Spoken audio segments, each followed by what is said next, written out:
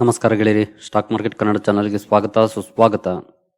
ಗೆಳೆಯರಿ, ವಿಡಿಯೋದಲ್ಲಿ ಒಂದು important stock, ಅದರಲ್ಲೂ ರಿಟೇಲ್ ಇನ್ವೆಸ್ಟರ್ಗಳಿಗೆ ಫೇವರೇಟ್ ಸ್ಟಾಕ್, ಅದಕ್ಕೆ ಸಂಬಂಧಪಟ್ಟಂತೆ ಇವತ್ತು ಒಂದು ಬಿಗ್ ಬ್ರೇಕಿಂಗ್ ನ್ಯೂಸ್ ಬಂದಿದೆ. ಅದ್ರ ಬಗ್ಗೆ ಒಂದಷ್ಟು ವಿಚಾರಗಳನ್ನ ನಾವು ಈ ವಿಡಿಯೋದಲ್ಲಿ ತಿಳ್ಕೊಳ್ಳುವಂತ ಪ್ರಯತ್ನ ಮಾಡೋಣ. ಆ ಸ್ಟಾಕ್ ಯಾವುದು ಅಂತ ನಿಮ್ಗೆ ಈಗಾಗಲೇ ಗೊತ್ತಾಗಿದೆ. ಸೊ ಸ್ಟಾಕ್ಗೆ ಹೋಗೋದಕ್ಕೆ ಮುಂಚೆ ಮೊದಲಿಗೆ ನಾನು ಡಿಸ್ಕ್ಲೇಮರ್ ಕೊಡ್ಲಿಕ್ಕೆ ಇಷ್ಟಪಡ್ತೀನಿ. ಈ ಸ್ಟಾಕ್ ಅನ್ನು ನಾನು ರೆಕಮೆಂಡ್ ಮಾಡ್ತಿಲ್ಲ, ನೀವು ಫರ್ದರ್ ಸ್ಟಡಿ ಮಾಡಿ ಡಿಸಿಷನ್ ತಗೊಳ್ಬಹುದು. ಆಸ್ ಎ ಎಜುಕೇಶನಲ್ ಪರ್ಪಸ್ ನಾನು ಈ ವಿಡಿಯೋನ ನಿಮ್ಮ ಮುಂದೆ ತರ್ತಾ ಇದ್ದೀನಿ. ಗೆಳೆಯರಿ, ಆ ಸ್ಟಾಕ್ ಯಾವುದು ಅಂತ ನೀವು ಇಲ್ಲಿ ನೋಡಬಹುದು. ಎಸ್ ಬ್ಯಾಂಕ್ ಲಿಮಿಟೆಡ್, ₹24.90 ಟ್ರೇಡ್ ಆಗ್ತಿರುವಂತಹ ಸ್ಟಾಕ್. ರಿಟೇಲ್ ಇನ್ವೆಸ್ಟರ್ ಗಳಿಗೆ ಯಾಕೆ ಫೇವರೇಟ್ ಸ್ಟಾಕ್ ಅಂತಂದ್ರೆ ಇದರ ಪ್ರೈಸ್ ಕಡಿಮೆ ಇರೋದಕ್ಕೆ. ನಾನು ಯಾವಾಗ್ಲೂ ಹೇಳ್ತಾ ಇರ್ತೀನಿ, ಕಂಪನಿ ಬಿಸ್ನೆಸ್ ನೋಡಿ ಇನ್ವೆಸ್ಟ್ ಮಾಡಿ, ಸ್ಟಾಕ್ ಪ್ರೈಸ್ ಅನ್ನಲ್ಲ ಅಂತ. ಬಟ್ ತುಂಬಾ ಜನ ಸ್ಟಾಕ್ ಪ್ರೈಸ್ ಗೆ ಇಂಪಾರ್ಟೆನ್ಸ್ ಅನ್ನ ಕೊಡ್ತಾರೆ. ಬಟ್ ಏನು ಮಾಡಕ್ಕಾಗೋದಿಲ್ಲ, ಎಸ್ಪೆಷಲಿ ಬಿಗಿನರ್ಸ್ ಗೆ ಅದು ನಾವು ಎಷ್ಟು ಹೇಳಿದ್ರು ತಲೆಗೆ ಹೋಗೋದಿಲ್ಲ ಬೇಗ. ಹಾಗಂತ ಕಡಿಮೆ ಪ್ರೈಸ್ ಇರುವಂತಹ ಸ್ಟಾಕ್ ಗಳು ಸರಿ ಇಲ್ಲ ಅಂತ ಅಲ್ಲ, ಅಲ್ಲೂ ಕೂಡ ಇರ್ತವೆ. ಬಟ್ ನೋಡಿ ರಿಸ್ಕ್ ರಿವಾರ್ಡ್ ಅರ್ಥ ಮಾಡ್ಕೊಂಡು ಇನ್ವೆಸ್ಟ್ಮೆಂಟ್ ಅನ್ನ ಮಾಡಬೇಕು. ಸೊ ನಾವು ಎಸ್ ಬ್ಯಾಂಕ್ ಬಗ್ಗೆ ಬರೋದಾದ್ರೆ, ಇವತ್ತು ಬಂದಿರುವಂತಹ ಬ್ರೇಕಿಂಗ್ ನ್ಯೂಸ್ ಏನಂತಂದ್ರೆ ಕಂಪನಿಯ ರಿಸಲ್ಟ್ಸ್ ಇವತ್ತು ರಿಲೀಸ್ ಆಗಿದೆ. ಕಂಪನಿಯ ರಿಸಲ್ಟ್ಸ್ ಹೇಗಿದೆ ಅನ್ನೋದನ್ನ ನಾವು ಈ ವಿಡಿಯೋದಲ್ಲಿ ತಿಳ್ಕೊಳ್ಳುವಂತ ಪ್ರಯತ್ನ ಮಾಡೋಣ. ಹಾಗೆ ನಾನು ಮೊದಲಿಗೆ ರಿಸಲ್ಟ್ ನೋಡೋದಕ್ಕಿಂತ ಮುಂಚೆನೆ ಒಂದು ವಿಷಯನ ಕ್ಲಿಯರ್ ಮಾಡ್ಲಿಕ್ಕೆ ಇಷ್ಟಪಡ್ತೀನಿ. ಕಂಪನಿ ಬಿಸ್ನೆಸ್ ವೈಸ್ ಚೆನ್ನಾಗಿ ಪರ್ಫಾರ್ಮ್ ಮಾಡಿರುತ್ತೆ, ಅಂದ್ರೆ ರೆವಿನ್ಯೂ ವೈಸ್. ನೆಟ್ ಪ್ರಾಫಿಟ್ ಅಂದ್ರೆ PBT ಚೆನ್ನಾಗೇ ಇರುತ್ತೆ. ಬಟ್ ಇದರ ನಂಬರ್ಸ್ ಬದಲಾಗ್ತಿರೋದು ಪ್ರಾವಿಷನಿಂಗ್ ಇಂದ. ಪ್ರತಿ ಕ್ವಾರ್ಟರ್ ಕೂಡ 106 ಕೋಟಿ ಪ್ರಾವಿಷನಿಂಗ್ ಇರುತ್ತೆ. ಸೊ ಆ ಕಾರಣದಿಂದನೇ ಸ್ಟ್ರಗಲ್ ಮಾಡ್ತಿರೋದು. ಕಂಪನಿ ಏನಾದ್ರು ಬಿಸ್ನೆಸ್ ಹಾಗೆ PBT ಯಾವ ರೀತಿ ಪಾಸಿಟಿವ್ ಇರುತ್ತೋ ಅದೇ ರೀತಿ ಪರ್ಫಾರ್ಮೆನ್ಸ್ ಏನಾದ್ರು ಕೊಟ್ಟಿದ್ರೆ ನೆಟ್ ಪ್ರಾಫಿಟ್ ಅಲ್ಲೂ ಕೂಡ ಪ್ರಾವಿಷನಿಂಗ್ ಕಡಿಮೆ ಆಗ್ತಾ ಬಂದು ₹24 ಇರ್ತಾ ಇರಲಿಲ್ಲ. ಇದರ ಪ್ರೈಸ್ ₹240 ಇರ್ತಿತ್ತು. ಸೊ ಆದ್ರೆ ಈ ಬ್ಯಾಂಕ್ ನ ನಂಬರ್ಸ್ ಬದಲಾಗೋದೇ ಪ್ರಾವಿಷನಿಂಗ್ ಅಲ್ಲಿ. ಸೊ ನೋಡೋಣ ಈ ಸಲ ಯಾವ ರೀತಿ ಬಂದಿದೆ ಅನ್ನೋದನ್ನ ನಾವು ನೋಡಿ ತಿಳ್ಕೊಳ್ಳೋಣ. ಸೊ ನಾನು ಕಂಪನಿಯ ರಿಸಲ್ಟ್ ಪೇಜ್ ಅನ್ನ ಓಪನ್ ಮಾಡಿದ್ದೀನಿ BSE ವೆಬ್ಸೈಟ್ ಅಲ್ಲಿ. ನಾವು ಮೊದಲನೇ 3 ಕಾಲಮ್ ಅನ್ನು ನೋಡ್ಕೊಳ್ಳೋಣ. ಇದೆಲ್ಲ 9 ಮಂತ್ ಇದೆ. ಸೊ ಹಾಗಾಗಿ ಮೊದಲ 3 ಕಾಲಮ್ ನಮಗೆ ಇಂಪಾರ್ಟೆಂಟ್, ಇದನ್ನ ನೋಡ್ಕೊಳ್ಳೋಣ. ಸೊ ನಾವು ಟೋಟಲ್ ಇನ್ಕಮ್ ಗೆ ಬಂದ್ಬಿಡೋಣ ಡೈರೆಕ್ಟ್ ಆಗಿ. ಲಾಸ್ಟ್ ಇಯರ್ ನೋಡಬಹುದು 6,98,670 ಇತ್ತು. ಅಂದ್ರೆ ಇದೆಲ್ಲ ನಂಬರ್ಸ್ ಲಕ್ಷಗಳಲ್ಲಿದೆ. ನೀವು ಇಲ್ಲಿ ನೋಡಬಹುದು ರುಪೀಸ್ ಇನ್ ಲ್ಯಾಕ್ಸ್. ಹಾಗೆ ಲಾಸ್ಟ್ ಕ್ವಾರ್ಟರ್ ಅಲ್ಲಿ 7,98,000 ಇತ್ತು. ಈಗ 8,24,000ಕ್ಕೆ ಬಂದಿದೆ. ಸೊ ಬಿಸ್ನೆಸ್ ವೈಸ್ ಚೆನ್ನಾಗಿ ಪರ್ಫಾರ್ಮ್ ಮಾಡಿದೆ. ಅಂದ್ರೆ income wise first of all year on year ಆಗ್ಬೋದು ಅಥವಾ ಕ್ವಾರ್ಟರ್ ಆನ್ ಕ್ವಾರ್ಟರ್ ಆಗ್ಬೋದು, ಕಂಪನಿಯಲ್ಲಿ ಗ್ರೋತ್ ಇದೆ. ಸೊ ಅದನ್ನ ನಾವಿಲ್ಲಿ ಕ್ಲಿಯರ್ ಆಗಿ ನೋಡಬಹುದು. ಸೊ ಅದರ ನಂತರ ಎಕ್ಸ್ಪೆನ್ಸಸ್ ಬರುತ್ತೆ. ಟೋಟಲ್ ಎಕ್ಸ್ಪೆಂಡಿಚರ್ ನೋಡಬಹುದು 606. ಹಿಂದಿನ ಕ್ವಾರ್ಟರ್ ಅಲ್ಲಿ 717, ಈಗ 736. It's okay. ರೆವಿನ್ಯೂ ಜಾಸ್ತಿ ಆಗ್ಬೇಕು ಅಂದ್ರೆ ಎಕ್ಸ್ಪೆಂಡಿಚರ್ ಕೂಡ ಜಾಸ್ತಿ ಆಗುತ್ತೆ. ಸೊ ಅದೇ ರೀತಿ ಜಾಸ್ತಿ ಆಗಿದೆ. Operating profit before provisions and contingencies. So ನೀವು ಇಲ್ಲಿ ನೋಡಬಹುದು ಹಿಂದಿನ ವರ್ಷ 91,707 ಇತ್ತು. ಹಿಂದಿನ ಕ್ವಾರ್ಟರ್ ಅಲ್ಲಿ 80,995, ಈಗ 87,618. ಸೊ ಆಪರೇಟಿಂಗ್ ಪ್ರಾಫಿಟ್ ಚೆನ್ನಾಗೇ ಇದೆ. ಆದ್ರೆ ಇಯರ್ ಆನ್ ಇಯರ್ ಸ್ವಲ್ಪ ಡೌನ್ ಇದೆ. ಬಟ್ ಕ್ವಾರ್ಟರ್ ಆನ್ ಕ್ವಾರ್ಟರ್ ಒಳ್ಳೆ ಪರ್ಫಾರ್ಮೆನ್ಸ್ ಇದೆ. ಸೊ ಇದು ಕಂಪನಿಯ pure profit before any adjustments, tax, provisions ಎಲ್ಲಾನು ಪೇ ಮಾಡೋದಕ್ಕಿಂತ ಮುಂಚೆ. ಸೊ ಪ್ರಾವಿಷನ್ಸ್ ಬಂದ್ರೆ ಇದು ಇದರ ನಂಬರ್ಸ್ ಅನ್ನ ಬದಲಾಯಿಸೋದು. ಪ್ರತಿ ಕ್ವಾರ್ಟರ್ ಕೂಡ ಆಗ್ತಾ ಇರೋದು ಇದೆ. ಇಲ್ಲಿ ನೋಡಬಹುದು ಲಾಸ್ಟ್ ಇಯರ್ 84,464 ಇತ್ತು ಪ್ರಾವಿಷನಿಂಗ್. ಸೊ ಪ್ರಾವಿಷನ್ಸ್ ಅಂದ್ರೆ ಇಷ್ಟು ಅಮೌಂಟ್ ಬ್ಯಾಂಕ್ ಗೆ ವಾಪಸ್ ಬರ್ತಾ ಇಲ್ಲ, ಲೋನ್ ಕೊಟ್ಟಿರುವಂತ ಅಮೌಂಟ್. ಸೊ ಅದನ್ನ ಕಂಪನಿ ತನ್ನ ಪ್ರಾಫಿಟ್ ಅಲ್ಲಿ ಎತ್ತಿಡ್ತಾ ಇದೆ. ಅದು ಮುಂದಿನ ದಿನಗಳಲ್ಲಿ ಬರ್ಬೋದು, ಬರದೇನು ಇರಬಹುದು, ಚಾನ್ಸಸ್ ಕಡಿಮೆ ಇರುತ್ತೆ ಬರುವಂತದ್ದು. ಸೊ ಹಾಗಾಗಿನೇ ಈ ಕಂಪನಿಯ ಟೋಟಲ್ ನೆಟ್ ಪ್ರಾಫಿಟ್ ಡೌನ್ ಆಗೋದು. ಸೊ ಅಲ್ಲಿ ಅಷ್ಟು ಅಡ್ಜಸ್ಟ್ಮೆಂಟ್ ಅನ್ನ ಮಾಡ್ಲೇಬೇಕಾಗುತ್ತೆ. ಲಾಸ್ಟ್ ಇಯರ್ ಅಂತೂ ಭರ್ಜರಿ ಇತ್ತು ನೋಡಬಹುದು. 91ರಲ್ಲಿ 84 ಹೋಯ್ತು ಪ್ರಾವಿಷನಿಂಗ್ ಗೆ. ಸೊ ಲಾಸ್ಟ್ ಕ್ವಾರ್ಟರ್ ಅಲ್ಲಿ 50,557 ಇತ್ತು. ಈಗ 55,574 ಬಂದಿದೆ. ಅಂದ್ರೆ ಇಯರ್ ಆನ್ ಇಯರ್ ಕಡಿಮೆ ಆಗಿದೆ, ಪರವಾಗಿಲ್ಲ ಪ್ರಾವಿಷನ್ಸ್. ಆದ್ರೆ ಕ್ವಾರ್ಟರ್ ಆನ್ ಕ್ವಾರ್ಟರ್ ಜಾಸ್ತಿ ಆಗಿದೆ. ಅದರ ನಂತರ ನಾವು ಪ್ರಾಫಿಟ್ ಫ್ರಮ್ ಆರ್ಡಿನರಿ ಆಕ್ಟಿವಿಟೀಸ್ ಬರೋಣ ಬಿಫೋರ್ ಟ್ಯಾಕ್ಸ್. ಇದು ಟ್ಯಾಕ್ಸ್ ಗಿಂತ ಮೊದಲು. ನೀವು ಇಲ್ಲಿ ನೋಡಬಹುದು ಯಾಕೆ ಚೇಂಜ್ ಆಯ್ತು ಅಂತಂದ್ರೆ 91,000ದಲ್ಲಿ 84,000 ಕಳೆದ್ಮೇಲೆ 7,000 ಉಳ್ಕೊಂತು. ಅದರ ನಂತರ ಮತ್ತೆ ಟ್ಯಾಕ್ಸ್. ಸೊ ಟ್ಯಾಕ್ಸ್ ಅನ್ನು ಕಳೆದು ನಾವು net profit for the period ನಾವು ನೋಡೋದಾದ್ರೆ ನೋಡಬಹುದು 5,500 ಹಿಂದಿನ ಕ್ವಾರ್ಟರ್ ಅಲ್ಲಿ 22,864, ಈಗ 24,259. ಇಲ್ಲಿ year on year quarter on quarter ಕಂಪನಿಯ ನೆಟ್ ಪ್ರಾಫಿಟ್ ಇಂಪ್ರೂವ್ ಆಯ್ತು. ಆದ್ರೆ ಹಿಂದಿನ ವರ್ಷದ ನೋಡಬಹುದು ಪ್ರಾವಿಷನಿಂಗ್ ಜಾಸ್ತಿ ಇದ್ದಿದ್ರಿಂದ ಆಪರೇಟಿಂಗ್ ಪ್ರಾಫಿಟ್ 91 ಇದ್ದದ್ದು ಬರೀ 5,000ಕ್ಕೆ ಬಂತು. ಸೊ ಇಲ್ಲೂ ಕೂಡ ಅಷ್ಟೇ, ಪ್ರಾವಿಷನಿಂಗ್ ಇನ್ನೂ ಏನಾದ್ರೂ ಕಡಿಮೆ ಆಗಿದ್ರೆ ಪ್ರಾಫಿಟ್ ಇನ್ನೂ ಜಾಸ್ತಿ ಆಗ್ತಾ ಇತ್ತು. ಸೊ ಓವರ್ ಆಲ್ ಹೇಳ್ಬೇಕು ಅಂತಂದ್ರೆ ಇದ್ರಲ್ಲಿ ಬೆಟರ್ ನಂಬರ್ ಅನ್ನೇ ಕಂಪನಿ ಅನೌನ್ಸ್ ಮಾಡಿದೆ ಅಂತ ಹೇಳ್ಬೋದು. ಕ್ವಾರ್ಟರ್ ಆನ್ ಕ್ವಾರ್ಟರ್ ಪ್ರಾವಿಷನ್ ಸ್ವಲ್ಪ ಜಾಸ್ತಿ ಆಗಿದೆ ಅನ್ನೋದನ್ನ ಬಿಟ್ಟರೆ ಇಲ್ಲಿ ನೆಗೆಟಿವ್ ಪಾಯಿಂಟ್ ಏನಿಲ್ಲ, ತುಂಬಾ ದೊಡ್ಡ ಮಟ್ಟದ ನೆಗೆಟಿವ್ ಪಾಯಿಂಟ್. ಯಾಕಂದ್ರೆ net profit year on year ಆಗ್ಬೋದು, ಕ್ವಾರ್ಟರ್ ಆನ್ ಕ್ವಾರ್ಟರ್ ಆಗ್ಬೋದು, ಇಂಪ್ರೂವ್ಮೆಂಟ್ ಇದೆ. ಸೊ ಅದನ್ನ ನಾವಿಲ್ಲಿ ಕ್ಲಿಯರ್ ಆಗಿ ನೋಡಬಹುದು.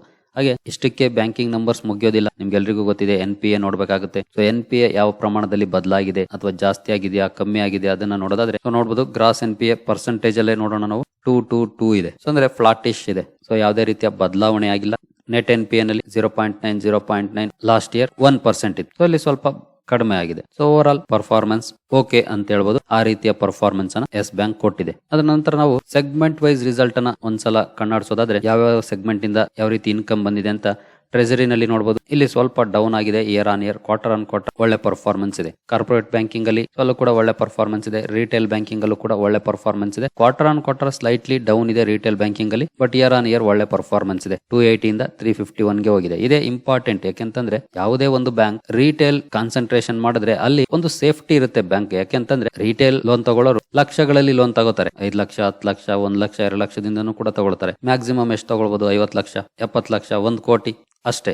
ಅದಕ್ಕಿಂತ ಜಾಸ್ತಿ ಅಂತೂ ಹೋಗೋದಿಲ್ಲ. ಅದು ರಿಟೇಲ್ ಅಲ್ಲಿ ಅಂದ್ರೆ ಹೌಸಿಂಗ್ ಬರುತ್ತೆ, ಪರ್ಸನಲ್ ಲೋನ್ಸ್ ಬರುತ್ತೆ. ಸೊ ಇವೆಲ್ಲಾನು ಕೂಡ ರಿಟೇಲ್ ಬ್ಯಾಂಕಿಂಗ್ ಅಲ್ಲೇ ಬರುತ್ತೆ. ಸೊ ಇಲ್ಲಿ ಇನ್ ಕೇಸ್ ಯಾರಾದ್ರೂ ಒಬ್ರು ಪೇ ಮಾಡಿಲ್ಲ ಅಂತಂದ್ರು, ಫಾರ್ ಎಕ್ಸಾಂಪಲ್ 1 ಕೋಟಿಯನ್ನ 10 ಲಕ್ಷ 10 ಜನಕ್ಕೆ ಕೊಟ್ಟಿದೆ ಅಂತಂದ್ರೆ ಅದರಲ್ಲಿ ಇಬ್ರು ಪೇ ಮಾಡಿಲ್ಲ ಅಂತಂದ್ರೆ 20 ಲಕ್ಷ ಪೇ ಮಾಡಲ್ಲ, ಇನ್ 80 ಲಕ್ಷ ಅಟ್ಲೀಸ್ಟ್ ಪೇ ಮಾಡ್ತಾರೆ ಇನ್ 8 ಜನ. ಅದೇ ಕಾರ್ಪೊರೇಟ್ಸ್ ಗೆ ಲೋನ್ ಅನ್ನ ಕೊಡೋದು 1000 ಕೋಟಿಗಳಲ್ಲಿ ಇರುತ್ತೆ. 500 ಕೋಟಿ, 1000 ಕೋಟಿ, 2000 ಕೋಟಿ, 3000 ಕೋಟಿ ಈ ರೀತಿ ಲೋನ್ ಇರುತ್ತೆ. ಅಲ್ಲಿ ಯಾರಾದ್ರೂ ಒಬ್ಬ ಪೇ ಮಾಡಿಲ್ಲ ಅಂತಂದ್ರೆ 100 ಕೋಟಿ, 1000 ಕೋಟಿ ಬರೋದಿಲ್ಲ. ಸೊ ಹಾಗಾಗಿನೇ ಬ್ಯಾಂಕಿಂಗ್ ಸೆಕ್ಟರ್ ಅಲ್ಲಿ ಯಾವುದೇ ಸ್ಟಾಕ್ ಸಕ್ಸಸ್ಫುಲ್ ಆಗ್ಬೇಕು ಅಂತಂದ್ರೆ ರಿಟೇಲ್ ಕಾನ್ಸಂಟ್ರೇಷನ್ ಜಾಸ್ತಿ ಇರಬೇಕು. ಸ್ವಂತ ಕಂಪನಿಗಳು ಸಕ್ಸಸ್ ಆಗುತ್ತೆ. ನೀವು ICICI ಬ್ಯಾಂಕ್ ನೋಡಿ, HDFC ಬ್ಯಾಂಕ್ ನೋಡಿ, ಕೋಟಕ್ ಮಹೀಂದ್ರ ನೋಡಿ, ಅವರು ಯಾವಾಗ್ಲೂ ಕಾನ್ಸಂಟ್ರೇಷನ್ ರಿಟೇಲ್ ಸೆಗ್ಮೆಂಟ್ ಗೆ ಜಾಸ್ತಿ ಕೊಡ್ತಾರೆ. ಹಾಗೆ ಅವರು ಕಾರ್ಪೊರೇಟ್ಸ್ ಗೆ ಕೊಡಲ್ಲ ಅಂತಲ್ಲ, ಕೊಡ್ತಾರೆ, ಬಟ್ ತುಂಬಾನೇ ಕೇರ್ಫುಲ್ ಆಗಿ ಕೊಡ್ತಾರೆ. ಸೊ ಅದನ್ನ ಮಾಡ್ಬೇಕು. ಸೊ ಇಲ್ಲಿ ಈಗ ಈ ಮುಂಚೆ ಅಂತೂ ಈ ಕಂಪನಿ ಕೊಲಾಪ್ಸ್ ಆಗೋವರೆಗೂ ಬರೀ ಕಾರ್ಪೊರೇಟ್ಸ್ ಗೆ ಜಾಸ್ತಿ ಕೊಡ್ತಾ ಇತ್ತು. ಆದ್ರೆ ಈಗ ರಿಟೇಲ್ ಬ್ಯಾಂಕಿಂಗ್ ಕಡೆ ಜಾಸ್ತಿ ಕಾನ್ಸಂಟ್ರೇಟ್ ಮಾಡ್ತಾ ಇದೆ. ಸೊ ಅದನ್ನ ನಾವಿಲ್ಲಿ ಕ್ಲಿಯರ್ ಆಗಿ ನೋಡಬಹುದು. 280 ಇಂದ 351 ವರೆಗೂ ಬಂದಿದೆ ನೋಡಬಹುದು. ಅದರ ನಂತರ ಅದರ್ ಬ್ಯಾಂಕಿಂಗ್ ಆಪರೇಷನ್ಸ್ ಕೂಡ ಚೆನ್ನಾಗಿದೆ, ಪರ್ಫಾರ್ಮೆನ್ಸ್ ನೋಡಬಹುದು. So overall income wise ಕಂಪನಿಯಲ್ಲಿ ಪ್ರತಿ ಕ್ವಾರ್ಟರ್ ಕೂಡ ಅಷ್ಟೇ ಒಳ್ಳೆ ಪರ್ಫಾರ್ಮೆನ್ಸ್ ಇರುತ್ತೆ. PBT ನಲ್ಲೂ ಒಳ್ಳೆ ಪರ್ಫಾರ್ಮೆನ್ಸ್ ಇರುತ್ತೆ. ಆದ್ರೆ ಇದರ ನಂಬರ್ಸ್ ಅನ್ನ ಬದಲಾಯಿಸ್ತಿರೋದು ಪ್ರಾವಿಷನ್ಸ್. ಸೊ ಪ್ರಾವಿಷನ್ಸ್ ಅಲ್ಲಿ ಬದಲಾವಣೆ ಆದ್ರೆ ಡೌನ್ ಫಾಲ್ ಕಂಡು ಬಂದ್ರೆ ಸೊ ಈ ಕಂಪನಿಯ ನಂಬರ್ಸ್ ಇನ್ನೂ ಬೆಟರ್ ನಂಬರ್ಸ್ ಆಗುತ್ತೆ. ಯಾಕೆಂದ್ರೆ ಈ ಹಿಂದೆ ಕೊಟ್ಟಿರುವಂತಹ ಲೋನ್ಗಳು ಯಾವ ಬರುತ್ತೆ ಯಾವ ಬರಲ್ಲ ಅನ್ನೋದನ್ನ ಎಕ್ಸ್ಪೆಕ್ಟ್ ಮಾಡ್ಲಿಕ್ಕೆ ಆಗ್ತಾ ಇಲ್ಲ, ಆ ರೀತಿ ಇದೆ. ಸೊ ಆ ಸಮಸ್ಯೆಯಿಂದ ಆಚೆ ಬರ್ತಾ ಇದೆ ಈಗ ಸ್ಲೋ ಆಗಿ. ಸೊ ಅದು ಮೈನ್ ಕಾರಣ ಈ ಕಂಪನಿಯ ಅಂಡರ್ ಪರ್ಫಾರ್ಮೆನ್ಸ್ ಗೆ. ಸೊ ಹಾಗೆ ತುಂಬಾ ಜನ ಪ್ರಶ್ನೆ ಮಾಡ್ತಾರೆ ಈ ಸ್ಟಾಕ್ ಅನ್ನ ಬೈ ಮಾಡ್ಬೋದಂತ. ಸೊ ಬೈ ಮಾಡ್ಬೋದಾ ಮಾಡಬಾರ್ದಾ ಅನ್ನೋದಕ್ಕೆ ಮುಂಚೆ ಫಸ್ಟ್ ಈ ಕಂಪನಿಯ ಮ್ಯಾಕ್ಸಿಮಮ್ ಚಾರ್ಟ್ ಅನ್ನ ಒಂದ್ಸಲ ನೋಡ್ಬಿಡಿ. ನೋಡಿದ ಮೇಲೆ ಡಿಸೈಡ್ ಮಾಡಿ. ಮ್ಯಾಕ್ಸಿಮಮ್ ನೋಡೋದಕ್ಕಿಂತ 5 ಇಯರ್ಸ್ ನೋಡಿ. ನೋಡ್ಬೋದು ನೀವು ಇಲ್ಲಿ 86% ಡೌನ್ ಇದೆ. ಸೊ ಯಾಕೆ ಡೌನ್ ಇದೆ ಅನ್ನೋದು ಕೂಡ ನಿಮ್ಗೆ ಈಗಾಗಲೇ ಗೊತ್ತಿದೆ ಅಂದ್ಕೊಳ್ತೀನಿ. ಗೊತ್ತಿಲ್ಲ ಅಂದ್ರೆ ಒಂದ್ಸಲ ನಮ್ಮ ಪ್ಲೇ ಲಿಸ್ಟ್ ಅಲ್ಲಿ ಚೆಕ್ ಮಾಡಿ. ಸಾಕಷ್ಟು ಎಸ್ ಬ್ಯಾಂಕ್ ಬಗೆಗಿನ ವಿಡಿಯೋಗಳು ಸಿಗುತ್ತೆ. ಈ ಸ್ಟಾಕ್ ಯಾಕೆ ಈ ರೀತಿ ಕೊಲಾಪ್ಸ್ ಆಯ್ತು, ಇದರಲ್ಲಿ ಭವಿಷ್ಯ ಇದೆಯಾ ಇಲ್ವಾ ಅನ್ನೋದ್ರ ಬಗ್ಗೆ ಸಾಕಷ್ಟು ವಿಡಿಯೋಗಳಿದಾವೆ, ನಮ್ಮ ವಿಡಿಯೋ ಇದಾವೆ. ಅವುಗಳನ್ನ ನೋಡಿದ್ರೆ ಗೊತ್ತಾಗುತ್ತೆ. ಹಾಗೆ ಇಲ್ಲಿ ಇನ್ವೆಸ್ಟ್ ಮಾಡಬೇಕು ಅನ್ನೋರು ಕ್ಯಾಲ್ಕುಲೇಟೆಡ್ ರಿಸ್ಕ್ ಅನ್ನ ತಗೊಳ್ಬೇಕು ಅಂತ ನಾನು ಪ್ರತಿ ವಿಡಿಯೋದಲ್ಲಿ ಹೇಳ್ತೀನಿ ಎಸ್ ಬ್ಯಾಂಕ್ ಬಗ್ಗೆ ಮಾತಾಡುವಾಗ. ಕಾರಣ ಇಷ್ಟೇ, ಕಂಪನಿ ಕಮ್ ಬ್ಯಾಕ್ ಮಾಡಬಹುದು, ಮಾಡದೇನೂ ಇರಬಹುದು.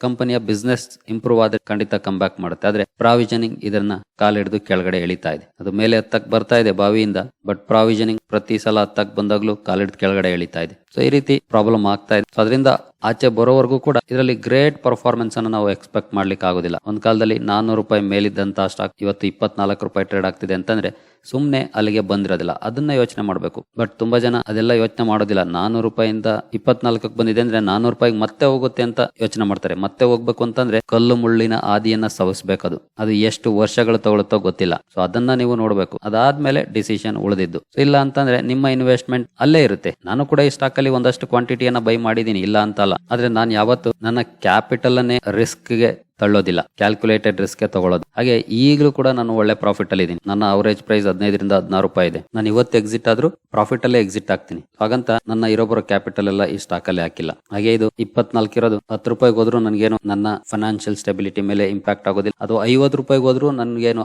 ಅಂತ ದೊಡ್ಡ ಇಂಪ್ಯಾಕ್ಟ್ ಆಗೋದಿಲ್ಲ. ಸೊ ಪಾಸಿಟಿವ್ ಇಲ್ಲ, ನೆಗೆಟಿವ್ ಇಲ್ಲ. ಸೊ ಅಷ್ಟು ನನ್ನ ಇನ್ವೆಸ್ಟ್ಮೆಂಟ್ ಇಂಥ ಸ್ಟಾಕ್ ಗಳಲ್ಲಿ. ಯಾಕಂದ್ರೆ ಗೊತ್ತಿಲ್ಲ ಎಷ್ಟು ವರ್ಷ ಬೇಕಾದ್ರೂ ತಗೊಳ್ಬಹುದು. ಇನ್ ಕೇಸ್ ಕಂಪನಿಯ ನಂಬರ್ಸ್ ನಾನು ಈಗ ತಾನೇ ಹೇಳಿದ್ನಲ್ಲ, ಪ್ರಾವಿಷನಿಂಗ್ ಡೌನ್ ಆಗ್ತಾ ಹೋಯ್ತು ಅಂದ್ಕೊಳ್ಳಿ, 2-3 ಕ್ವಾರ್ಟರ್ ಕಂಟಿನ್ಯೂಸ್ ಡೌನ್ ಆದ್ರೆ ಆಗ ನಾನು ಈ ಕಂಪನಿಯನ್ನ ಇನ್ನೊಂದಷ್ಟು ಕ್ವಾಂಟಿಟಿ ಆಡ್ ಮಾಡ್ತೀನಿ. ಆಗ ಈ ಸ್ಟಾಕ್ 24 ಇರೋದು 200ಕ್ಕೆ ಹೋಗಿದ್ರು ಪರವಾಗಿಲ್ಲ. I don't care about that. ಅವಾಗ್ಲೂ ಕೂಡ ನಾನು ಬೈ ಮಾಡ್ಲಿಕ್ಕೆ ರೆಡಿ ಇರ್ತೀನಿ. ಯಾಕಂದ್ರೆ ಇಂಪ್ರೂವ್ ಆಗುತ್ತೆ ಅನ್ನೋ ನಂಬಿಕೆ ಬರುತ್ತೆ. ಸೊ ನಂಬಿಕೆ ಇಲ್ಲದೆ ಬರೀ ಹೋಪ್ ಇಟ್ಕೊಂಡು ಇನ್ವೆಸ್ಟ್ಮೆಂಟ್ ಮಾಡ್ಲಿಕ್ಕೆ ಆಗೋದಿಲ್ಲ. ಎಸ್ಪೆಷಲಿ ಈ ರೀತಿ ಸ್ಟ್ರಗಲ್ ಮಾಡ್ತಿರುವಂತಹ ಕಂಪನಿಯಲ್ಲಿ. ಸೊ ನೀವು ಸ್ಟ್ರಾಂಗ್ ಬಿಸ್ನೆಸ್ ಅನ್ನ ಮಾಡ್ತಿರುವಂತಹ ಕಂಪನಿಯಲ್ಲಿ ಇನ್ವೆಸ್ಟ್ ಮಾಡೋದು ಬೇರೆ ವಿಚಾರ. ಅಲ್ಲಿ ನಾವು ಅಗ್ರೆಸಿವ್ ಡಿಸಿಷನ್ ತಗೊಳ್ಬಹುದು. ಬಟ್ ಇಂತಹ ಕಂಪನಿಯಲ್ಲಿ ಅಗ್ರೆಸಿವ್ ಡಿಸಿಷನ್ ತಗೊಳ್ಳಿಕ್ಕೆ ಆಗೋದಿಲ್ಲ. ಹಾಗಾಗಿ ನಾನಂತೂ ಕಡಿಮೆ ಇನ್ವೆಸ್ಟ್ಮೆಂಟ್ ಅನ್ನೇ ಮಾಡಿರೋದು ಸದ್ಯಕ್ಕೆ.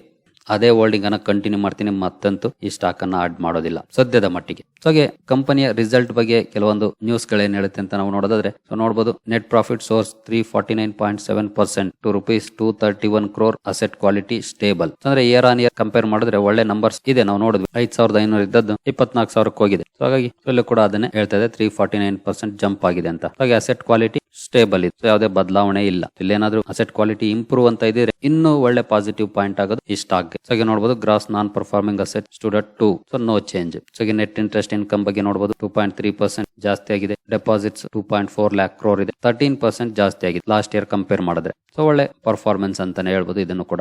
ಹಾಗೆ ಕಾಸಾ ನೋಡಬಹುದು 29.7% ಇದೆ. ಸೊ ಲಾಸ್ಟ್ ಇಯರ್ ಅಲ್ಲಿ 29.4 ಇತ್ತು. ಇಲ್ಲೂ ಕೂಡ ಇಂಪ್ರೂವ್ಮೆಂಟ್ ಇದೆ. ಸೊ ಓವರ್ ಆಲ್ ಹೇಳ್ಬೇಕಂತಂದ್ರೆ ಒಳ್ಳೆ ನಂಬರ್ಸ್ ಅನ್ನೇ ಪ್ರೆಸೆಂಟ್ ಮಾಡಿದೆ ಅಂತ ಹೇಳ್ಬೋದು. But quarter on quarter provisioning ಜಾಸ್ತಿ ಆಗಿದೆ. ಸೊ ಅದೊಂದು ನೆಗೆಟಿವ್ ಪಾಯಿಂಟ್ ಬಿಟ್ರೆ ಸೊ ಇನ್ನೆಲ್ಲ ಕೂಡ ನಾರ್ಮಲ್ ಪರ್ಫಾರ್ಮೆನ್ಸ್ ಅನ್ನ ಎಸ್ ಬ್ಯಾಂಕ್ ಕೊಟ್ಟಿದೆ. ನೋಡೋಣ ನಾಳೆ ಅಂದ್ರೆ ಸೋಮವಾರ ಯಾವ ರೀತಿ ರಿಯಾಕ್ಟ್ ಮಾಡುತ್ತೆ ಮಾರ್ಕೆಟ್ ಅಲ್ಲಿ ಅಂತ. ಸೊ ಹಾಗೆ ಮಾರ್ಕೆಟ್ ಅಲ್ಲಿ ರ್ಯಾಲಿ ಬಂದ್ರು ಬರ್ಬೋದು ಅಥವಾ ಅಪ್ಪರ್ ಸರ್ಕ್ಯೂಟ್ ಅಲ್ಲಿ ಕ್ಲೋಸ್ ಕೊಡಬಹುದು. ಸೊ ನಾನಂತೂ ಅಪ್ಪರ್ ಸರ್ಕ್ಯೂಟ್ ಬರ್ಲಿ ಲೋಯರ್ ಸರ್ಕ್ಯೂಟ್ ಬರ್ಲಿ ಇರೋ ಹೋಲ್ಡಿಂಗ್ ಅನ್ನ ಕಂಟಿನ್ಯೂ ಮಾಡ್ತೀನಿ. ಇದರಲ್ಲಿ ಹೊಸದಾಗಿ ಬೈ ಮಾಡೋ ಅಂತ ನಂಬರ್ಸ್ ಅನ್ನೇನು ಕಂಪನಿ ಪ್ರೆಸೆಂಟ್ ಮಾಡಿಲ್ಲ. ಸೊ ನೀವು ಯಾರಾದ್ರೂ ಈ ಸ್ಟಾಕ್ ಅನ್ನ ಟ್ರ್ಯಾಕ್ ಮಾಡ್ತಿದ್ರೆ ಕ್ಯಾಲ್ಕುಲೇಟೆಡ್ ರಿಸ್ಕ್ ಅನ್ನ ತಗೊಳಕ್ ರೆಡಿ ಇದ್ರೆ ಸೊ ನಾನು ಹೇಳಿದಾಗೆ ಮಿನಿಮಮ್ ಇನ್ವೆಸ್ಟ್ಮೆಂಟ್ ಇಂದ ಕಂಟಿನ್ಯೂ ಮಾಡಬಹುದು. ಇನ್ ಕೇಸ್ ಟ್ರೈ ಮಾಡೋಣ ಅನ್ನೋಂಥವ್ರು ಇಲ್ವಾ ಇಗ್ನೋರ್ ಮಾಡಬಹುದು. ಹಾಗಂತ ನಾನು ನೀವು ಬೈ ಮಾಡಿ ಸೆಲ್ ಮಾಡಿ ಅಂತ ರೆಕಮೆಂಡ್ ಮಾಡ್ತಿಲ್ಲ. ಸೊ ನೀವು ಸ್ಟಡಿ ಮಾಡಿದ್ರೆ ನಿಮ್ಗೆ ಈ ಸ್ಟಾಕ್ ಇಂಟ್ರೆಸ್ಟಿಂಗ್ ಅನ್ಸಿದ್ರೆ ಅದ್ರ ಮೇಲೆ ಡಿಸಿಷನ್ ತಗೊಳ್ಳಿ. ಜೊತೆಗೆ ಸೋಮವಾರ ನಿಮ್ಮ ರಡಾರ್ ಅಲ್ಲಿ ಇಟ್ಕೊಂಡು ಈ ಸ್ಟಾಕ್ ಅನ್ನು ಅಬ್ಸರ್ವ್ ಮಾಡಿ ಯಾವ ರೀತಿ ರಿಯಾಕ್ಷನ್ ಬರುತ್ತೆ ಅಂತ. ಸರಿ ಗೆಳೆಯರಿ, ಈ ವಿಡಿಯೋ ನಿಮ್ಗೆ ಇಷ್ಟ ಆಗಿದೆ ಅಂದ್ಕೊಳ್ತೀನಿ. ಮುಂದಿನ ವಿಡಿಯೋದಲ್ಲಿ ಸಿಗೋಣ. ಅಲ್ಲಿವರೆಗೂ ಜೈ ಹಿಂದ್, ಜೈ ಕರ್ನಾಟಕ.